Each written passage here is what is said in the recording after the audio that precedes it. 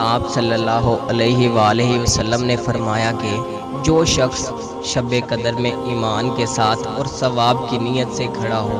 اس کے اگلے گناہ بخش دیے جاتے ہیں، اور جس نے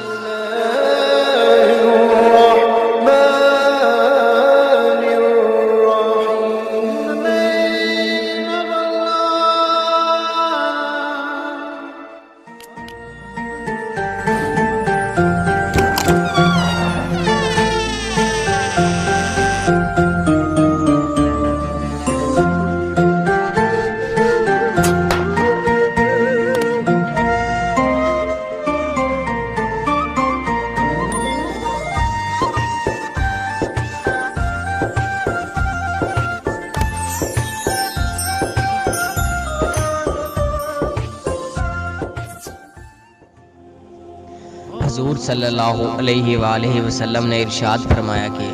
جنت کے 8 دروازے ہیں، ان میں سے ایک دروازہ ریان نامی ہے، جس میں سے صرف روزہ دار داخل ہوں گے۔ حضرت صلی اللہ علیہ وآلہ وسلم نے فرمایا کہ جب تم میں سے کوئی افطار کا ارادہ کرے تو کھجور سے افطار کرے، وہ باعث برکت ہے، اور اگر کھجور نہ ملے تو پانی سے افطار کرے، کیونکہ وہ پاکیزہ ہے۔ حضور صلی اللہ علیہ وآلہ وسلم نے ارشاد فرمایا کہ جو شخص رمضان کا روزہ رکھے اور اس کے حدود کی رعایت رکھے اور جن چیزوں کی نگہداشت کرنی چاہیے ان کی نگرانی کرے تو اس کے گزشتہ ماضی کا کفارہ ادا ہو جائے گا۔ آپ صلی اللہ علیہ وآلہ وسلم کا ارشاد ہے کہ جب رمضان کی پہلی رات ہوتی ہے تو شیطان اور سرکش جنات قید کر لیے جاتے ہیں اور جہنم کے سارے دروازے بند کر دیے جاتے ہیں،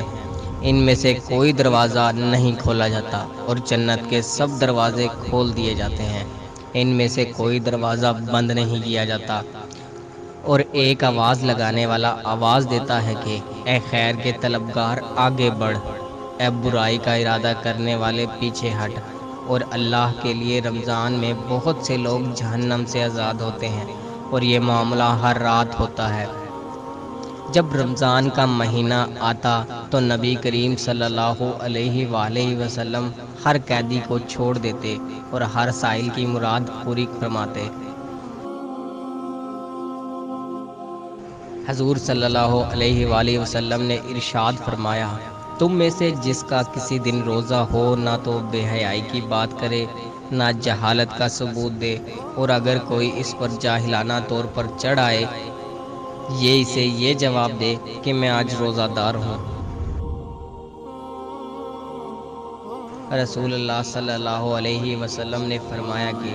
روزہ ڈھال ہے، اس لیے نہ تو بری بات کرے اور نہ جہالت کی بات کرے۔ اگر کوئی شخص اس سے جھگڑا کرے یا گالی گلوچ کرے تو کہہ دے میں روزہ دار ہوں، 2 بار کہہ دے قسم ہے اس ذات کی جس کے قبضے میں میری جان ہے، کہ روزے دار کے منہ کی بدبو اللہ کے نزدیک مشک کی خوشبو سے بہتر ہے۔ وہ کھانا پینا اور اپنی مرغوب چیزوں کو روزوں کی خاطر چھوڑ دیتا ہے، اور میں اس کا بدلہ دیتا ہوں اور نیکی 10 گنا ملتی ہے۔ آپ صلی اللہ علیہ وآلہ وسلم نے فرمایا کہ جنت میں ایک دروازہ ہے جس کو ریان کہتے ہیں، قیامت کے دن اس دروازے سے روزے دار ہی داخل ہوں گے، کوئی دوسرا داخل نہ ہوگا۔ کہا جائے گا کہ روزہ دار کہاں ہیں؟ وہ لوگ کھڑے ہوں گے، اس دروازے سے ان کے سوا کوئی داخل نہ ہو سکے گا۔ جب وہ داخل ہو جائیں گے تو دروازہ بند ہو جائے گا اور اس میں کوئی داخل نہ ہوگا۔ رسول اللہ صلی اللہ علیہ وآلہ وسلم نے فرمایا کہ جب رمضان کا مہینہ آتا ہے تو آسمان کے دروازے کھول دیے جاتے ہیں اور شیطان زنجیروں میں جکڑ دیے جاتے ہیں۔ آپ صلی اللہ علیہ وآلہ وسلم نے فرمایا کہ جو شخص شب قدر میں ایمان کے ساتھ اور ثواب کی نیت سے کھڑا ہو اس کے اگلے گناہ بخش دیے جاتے ہیں، اور جس نے ایمان کے ساتھ اور ثواب کی نیت سے رمضان کے روزے رکھے اور اس کے اگلے گناہ بخش دیے جاتے ہیں۔